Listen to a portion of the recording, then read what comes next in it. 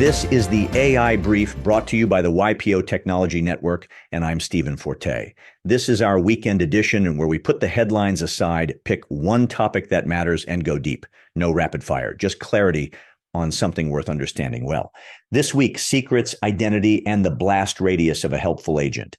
Here is the contract for the next 15 minutes. You will leave knowing how to think about secrets management for AI agents the way you already think about hiring. You will have a stack to evaluate against your own, and you will know why the most dangerous credential in your company is probably the one a developer pasted into a markdown file 3 months ago and forgot. I'm going to share what we run at BuildClub, what we recommend to clients, and the patterns we have learned the hard way. None of it is theoretical. All of it has bitten somebody. In most cases, that somebody was us. Let's go. Treat your agents like employees, not like scripts. That is the whole episode in one sentence. Take nothing else and take that. The moment you treat an agent as a script, a little piece of code that needs a couple of API keys, you make every wrong decision that follows. You over-provision, you share credentials, you leave test access open for months, you paste the same key in 3 repos because making a new one was annoying. The moment you treat an agent as an employee, the right decisions become obvious. You give it an ID. You give it the minimum access it needs. You write down what it has. You revoke it when it leaves. You rotate its credentials. You audit it. Same playbook you already run for humans. The agents just don't go to the offsite. Let me describe what we walk into at almost every company. A developer or an internal champion gets excited about an agent. Maybe it summarizes meetings. Maybe it cleans up a SharePoint site. Maybe it answers support tickets. They want a demo by Friday, so they grab credentials. Not the ones the agent should have, the ones they have, their own admin token, their own OAuth login. That's open authorization, the standard that lets one app act on a user's behalf without handing over the password. Their own personal API keys for OpenAI and Anthropic, and the 4 SaaS tools the workflow happens to touch. The agent works. Of course it works. It is running with God mode. It can read every email in the tenant, every document in SharePoint, every row in the CRM. The demo is great. Everyone claps. The agent gets dropped into a Slack channel for the team to use. That is the moment your blast radius, the damage one compromised credential can do, quietly becomes the entire company. This is the over-provisioning trap. It is almost universal, not because anyone is careless, because shipping with broad access is the path of least resistance, and broad access is invisible until it isn't. Here is my read. Most companies are about to discover they have a shadow agent problem the same way they discovered shadow SaaS 10 years ago. Marketing built one, finance built one, the COO's chief of staff built 3, and nobody can name them all, let alone tell you what each one can touch. The fix is not to slow down. The fix is to put rails under the speed. 2 angles run in parallel for every serious deployment. The first is provisioning an agent for a live production system inside a corporate environment. IT heavy, real Entra ID, real Active Directory, real conditional access, real audit logs. The second is the one most people skip and then regret.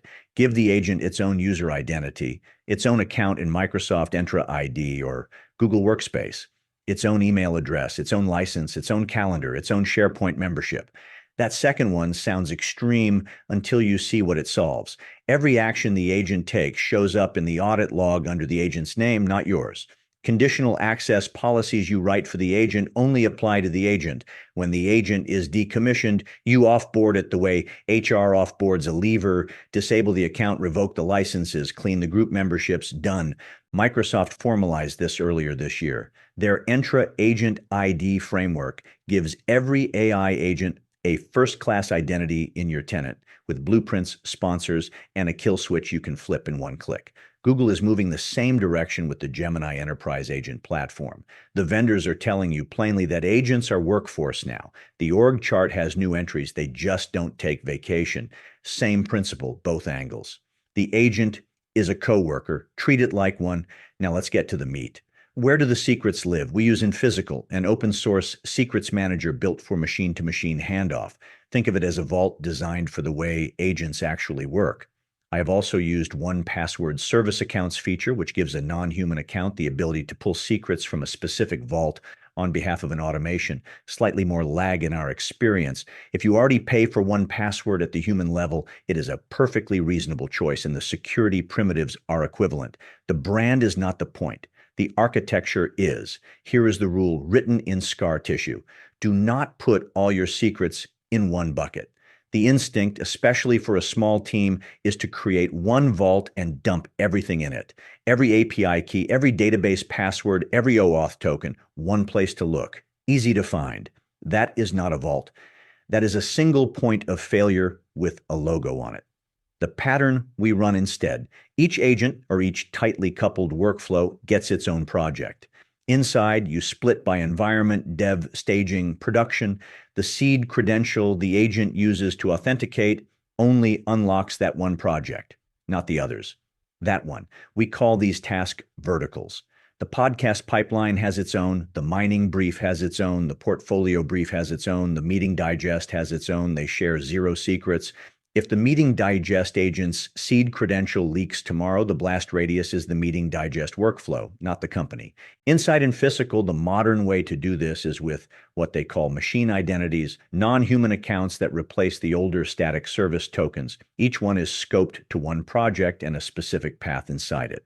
The credential the agent presents at authentication is a client ID and client secret pair, and the access token it gets back lives for minutes, not months. Intercepted in flight, and it expires before anyone can use it. In one password, the equivalent is one service account per agent, scoped to one vault. Same idea, different nouns. The slogan to write down, one agent, one identity, one scope, not one giant key ring with the keys to the building taped to the back. Obvious objection. If the agent uses a credential to log into the vault, where does that credential live? Do you need a vault for your vault? This is the bootstrap problem. There has to be one secret somewhere that is not in the secrets manager because it is the key that opens the secrets manager. How we handle it. The seed credential lives in GitHub Actions Secrets, GitHub's own encrypted store scoped to the specific repository and workflow. When the workflow fires, GitHub injects the credential as an environment variable. The agent uses it once to authenticate into physical, gets back a short-lived token, and uses that token to fetch the actual workload secrets. The seed never sits in the code base, never in a markdown file, never in anyone's terminal history. For local development on my own machine, the seed lives in a local password manager and gets injected via the command line at session start. Never on disk in plain text, never committed. The cloud-native upgrade to all of this is OIDC Federation, that is OpenID Connect, the same protocol behind login with Google buttons, repurposed so your CI system can prove its identity to AWS or Azure without ever holding a long-lived key. GitHub Actions issues a signed token at runtime. The cloud trusts it. Your workflow gets temporary credentials that expire in 15 minutes, no static keys to leak, strongly recommended for any production workload that touches a major cloud. The principle is the same either way. Compress the bootstrap to one tightly controlled, short-lived, narrowly scoped credential, and let the vault do the rest. Rotation is the part everyone agrees with and almost nobody actually does. Modern secrets managers do this on Rails. InPhysical supports automated rotation for databases like Postgres and SQL Server, and for Cloud IAM users like AWS and Okta. The model is dual phase, which is a $5 way of saying overlap. New credential mints, old credential stays valid for a window so nothing breaks. Old one is revoked, zero downtime. Your auditor loves you. The mental model, treat every long-lived static API key the way you would treat a physical key to your office.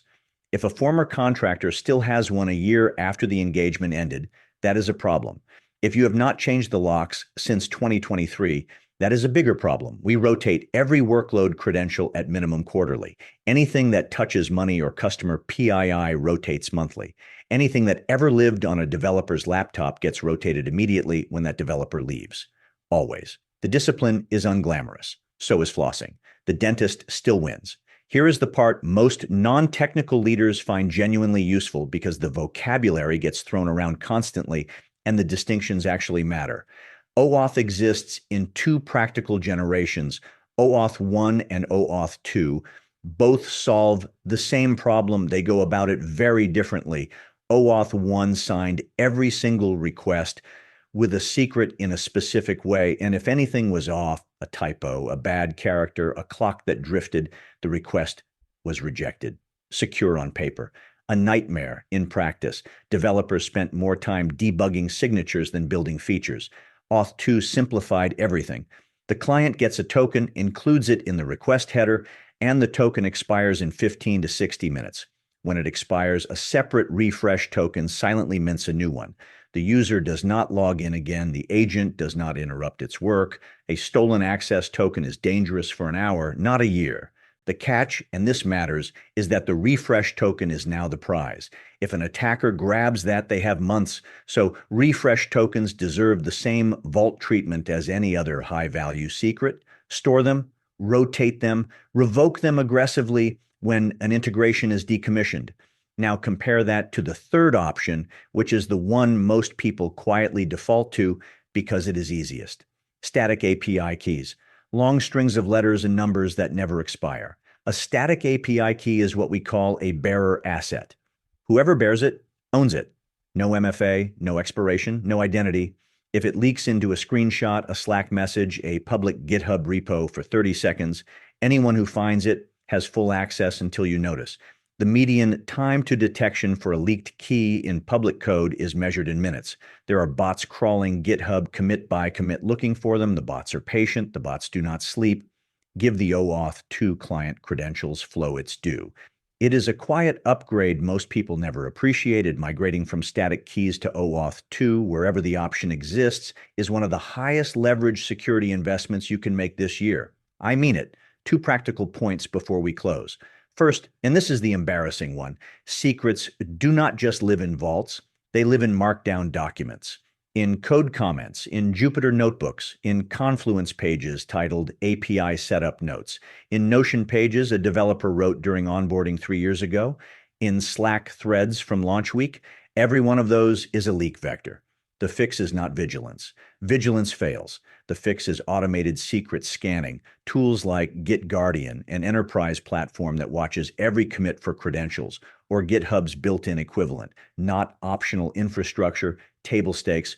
Turn it on across every repo today if you have not. The first scan will surprise you, possibly horrify you. That is the point. Second, keep a roster of every human contractor, vendor, and agent that has been issued any form of access to your systems.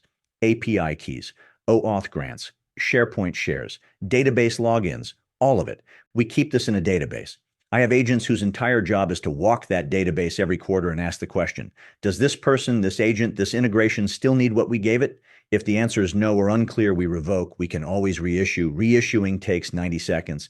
Cleaning up after a breach takes 90 days. Most of what we revoke is from trial agents, test deployments, proofs of concept, builds someone gave broad access to just to see if it would work and then forgot about. They are the highest frequency leak source in any company that ships fast. The breach is rarely the production agent. It is the prototype that nobody decommissioned. Last big idea, because it ties everything together. For our consulting work, we build the first 80% of every client agent system entirely off the client's premises in our own sandbox, our own Microsoft 365 tenant, our own Google Workspace, our own duplicate inboxes that mirror the client's workflow shape without any of the client's data. Then we translate every workflow, every credential pattern, every API integration, every MCP connection, that's Model Context Protocol, the open standard for plugging tools into AI agents, gets documented as we build. When we are 80% done, we walk into the client's environment with a precise list. Here is the agent identity we need provisioned. Here are the permissions scoped to these resources. Here is the network egress we need approved. The IT team gets a clean, specific ask instead of a fuzzy, ongoing request. Provisioning happens in one cycle instead of 5. This pattern saves months on every engagement. It also gives us a more honest view of what the agent actually needs, because we built the whole thing without inheriting a single one of the client's existing over-provisioned credentials. We started from zero. Everything we asked for because we needed it. If I were sitting in your seat this quarter, I would do 2 things. First, an audit. Pull the list of every agent, automation, and integration in your company that holds a credential. Just the list, not a project, not a cleanup, a list. Most companies do not have this list, and the discomfort of not having it is the catalyst for everything else. Second, pick one workflow and rebuild it the right way. One agent, one vault project, its own identity, its own scoped credentials. OAuth 2. Wherever it is offered, vault stored secrets, everywhere else, GitHub OIDC if it touches your cloud, document it, then make it the template for everything that follows. Do not try to fix everything at once. You will lose. Fix one thing right and let the pattern propagate.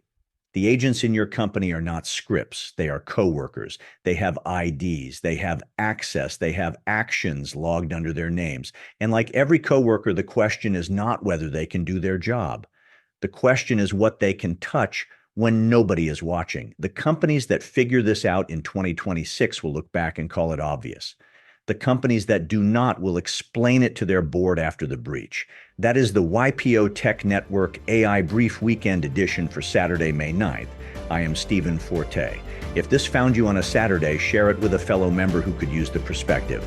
I will be back Monday with more. Until then, stay sharp.